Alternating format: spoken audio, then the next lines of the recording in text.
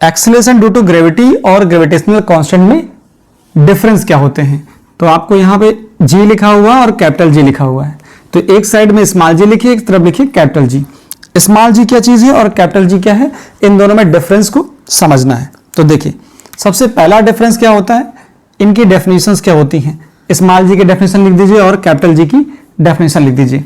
तो क्या होता है स्मॉल जी, स्मॉल जी होता है फोर्स, क्या होता है, एक तरह का फोर्स होता है और वो फोर्स होता है जिससे अर्थ किसी भी ऑब्जेक्ट को अपने सेंटर की तरफ अट्रैक्ट करती है। तो इसका मतलब क्या हो गया, it is the force, it is the force with which,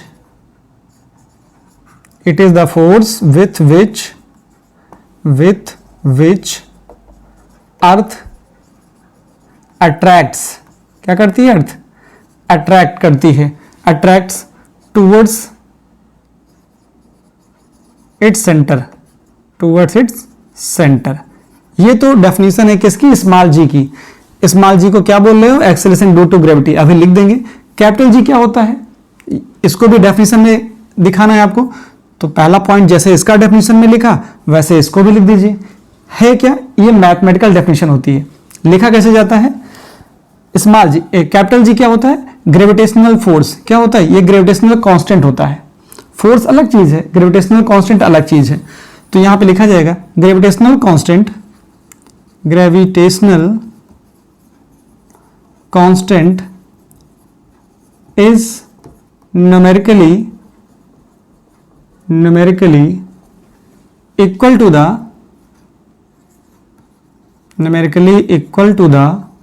gravitational force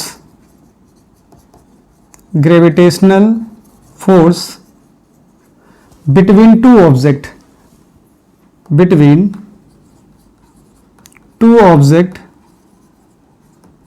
of unit masses, दो ऑब्जेक्ट ऐसे हों जिनके मास क्या हो, 1 kg की हो। Two object of unit masses separated by a distance of 1 metre. अगर दो ऑब्जेक्ट यूनिट मास के हो और 1 मीटर के डिस्टेंस पे रखे होंगे तो उनके बीच जो भी फोर्स लग रहा होगा वो ग्रेविटेशनल कांस्टेंट के इक्वल होता है। अब जरा इसका फॉर्मूला देख लेते हैं। जैसे इसका फॉर्मूला अगर आप देखते हो स्मॉल जी का, तो क्या होता है, स्मॉल जी क्या होता है, स्मॉल जी को बोलते हैं it is the acceleration due to gravity, it is a acceleration, it is a acceleration due to gravity. ये क्या होता है, एक्सीलरेशन ड्यू टू ग्रेविटी होता है। ये क्या होता है, ये होता है gravitational constant, it is a universal gravitational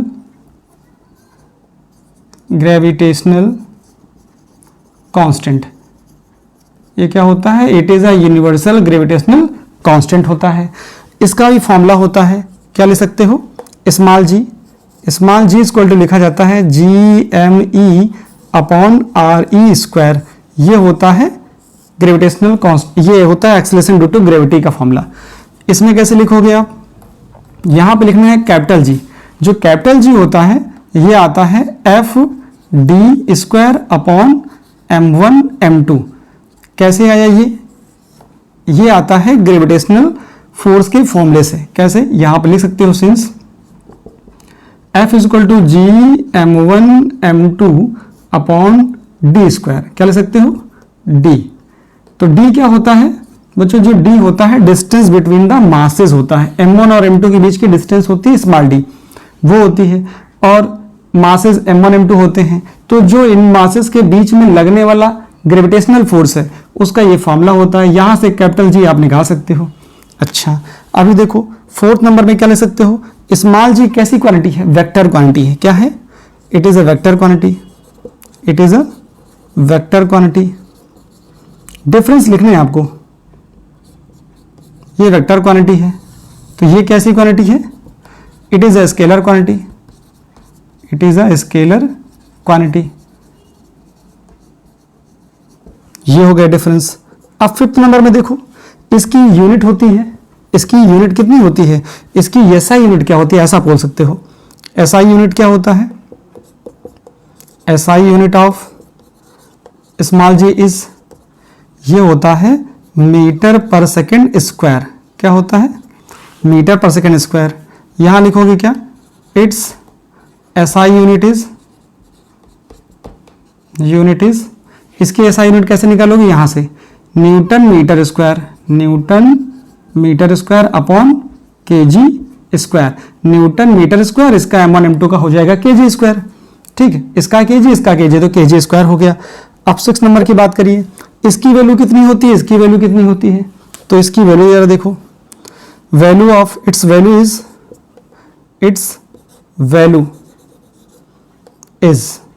9.8 metre per second square.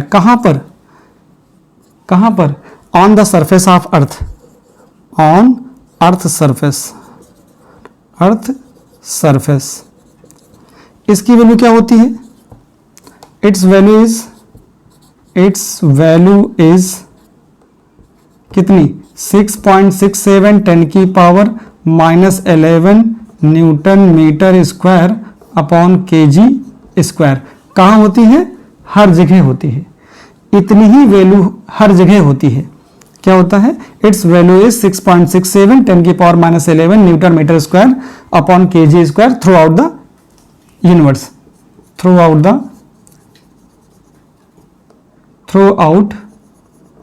The universe में हर जगह इतनी ही वैल्यू होती है, इसमें कोई चेंज नहीं आता है। अच्छा 7 नंबर की बात करिए, इसकी जो वैल्यू होती है स्मॉल जी की वैल्यू, ये क्या होती है, चेंज होती है by changing the place. Changing the place का मतलब मैं ये बताना चाह रहा हूं कि अगर आप अर्थ सरफेस पे हैं तो 9.8 होता है, अर्थ सरफेस के ऊपर जाएंगे तो जी की वैल्यू कम होगी, अर्थ के अंदर जाएंगे तब भी कम होगी, क्योंकि सेंटर पर जी की वैल्यू क्या होती है, अर्थ की 0 होती है। और स्पेस में कितनी होती है, आपको आंसर देना है, स्पेस में स्मॉल जी की वैल्यू कितनी होती है वो आप कमेंट बॉक्स में लिखेंगे। यहां मैं क्या बताने जा रहा हूं 7 नंबर में बताने जा रहा हूं कि स्मॉल जी की वैल्यू चेंज होती है by changing the place. It's value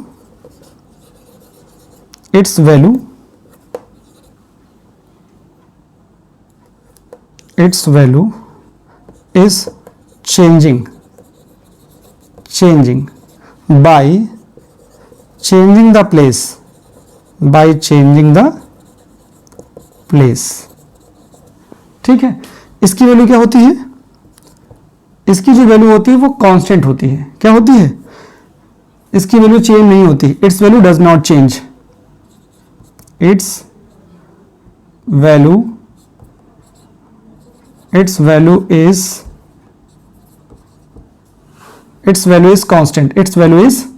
constant. या लिख सकते हो it's value does not change, ज्यादा अच्छा रहेगा, it's value does not change bye on changing the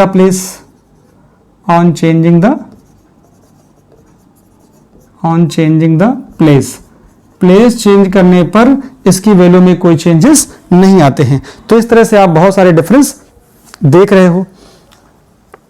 ये क्या होता है, आपने वेक्टर क्वांटिटी के बारे में बता दिया, एसआई यूनिट के बारे में बता दिया, इसकी वैल्यू 9.8 हो गई है, कहां पे, अर्थ सरफेस पे, इसकी वैल्यू में कोई चेंज नहीं होता है थ्रू आउट द यूनिवर्स।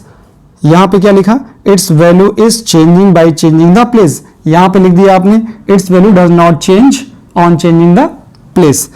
एक चीज और आप बना सकते हो यहां पर कि इसकी जो वैल्यू होती है कैपिटल जी की वैल्यू बहुत कम होती है, it's value is very small, ऐसा बना सकते हो पॉइंट आप, it's value is very small, it's value is very small, so we can not feel it.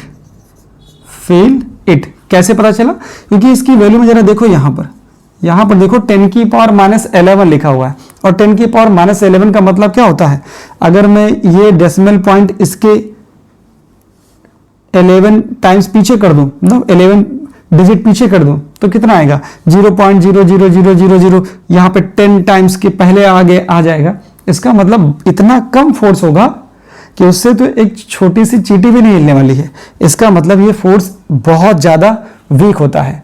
तो जो ग्रेविटेशनल फोर्स होता है बच्चों, आपकी नॉलेज के लिए ये है कि दुनिया का सबसे कमजोर फोर्स यही है। अगर ये कहीं स्ट्रांग फोर्स होता तब प्रॉब्लम हो जाती है। ये वीकेस्ट फोर्स है नेचर का, अच्छा है हमारे लिए, क्योंकि नहीं तो फिर हमारा चलना मुश्किल हो जाता। हम हमेशा चिपक ही जाते, अर्थ पे चलते तो अर्थ पे चिपक जाते। ये वीकेस्ट फोर्स है नेचर का, ये हमारे लिए अच्छा है। अगर ये कहीं स्ट्रांगेस्ट फोर्स होता तो हमारे लिए क्या था, ये नुकसान था। तो अच्छा है ना, इसका कमजोर होना हमारे लिए अच्छा है। तो यहां पे लिख दिया मैंने, it's value is very small so we can not feel it. अच्छा, स्मॉल जी में जरा देखो क्या आएगा। जो स्मॉल जी में आप लिखोगे वो क्या लिखोगे, स्मॉल जी में आप ये लिखोगे, small g is positive for downward falling object, downward falling object, and small g is negative for upward projected object. तो यहां मैं लिख रहा हूं J is positive for, J is positive किसके लिए, J इज पॉजिटिव फॉर, किसके लिए पॉजिटिव होगा, J is positive for downward, downward, downward falling object, downward falling object, ये हो जाएगा। And negative for upward projected, and negative for upward projected object. आप इधर से देख लेंगे तो आपको ये दिख जाएगा कि हमें कब G की वैल्यू नेगेटिव लेनी है और हमें कब पॉजिटिव लेनी है। इस पर आपको थोड़ा सा फोकस करना है। जो ऑब्जेक्ट फॉलिंग कर रहा होगा, जो डाउनवर्ड फॉलिंग में होगा, उसके लिए G पॉजिटिव लेते हैं, और जिस ऑब्जेक्ट को हम ऊपर की ओर थ्रो करते हैं उसके लिए हम G नेगेटिव लेते हैं। तो ये बच्चों, ये था स्मॉल जी और कैपिटल जी में डिफरेंस। स्मॉल जी को बेसिकली हम क्या बोलते हैं, एक्सीलरेशन ड्यू टू ग्रेविटी कहते हैं, और कैपिटल जी को क्या बोलते हैं, ग्रेविटेशनल कांस्टेंट कहते हैं। तो कभी कभी ये डिफरेंस भी पूछे जाते हैं, और इन डिफरेंसेस में बहुत सारे पॉइंट नहीं लिखने होते हैं। आपको कोई 5 या 6 पॉइंट लर्न करने हैं, लेकिन आपके पास 8 पॉइंट है, इनमें से कोई भी आप 4 पॉइंट या 5 पॉइंट चुरा सकते हो।